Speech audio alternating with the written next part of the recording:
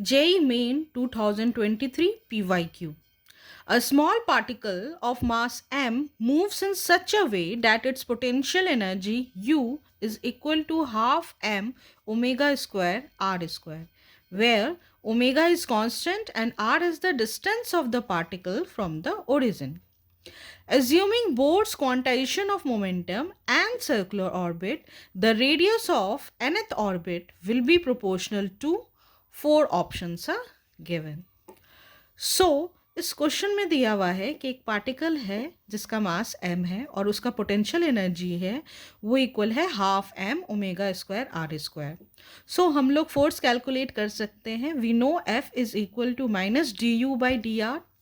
So solving this, we will get force F is equal to minus m omega square r. Now for circular orbit, we know centripetal force F is equal to mv square by r, where v is velocity of the particle and r is the radius of the circular orbit.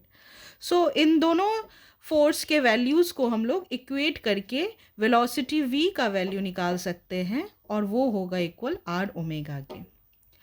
Now, for circular orbit, we know angular momentum L is equal to mvr, and by Bohr's quantization of momentum, we know angular momentum L is equal to nh by 2 pi.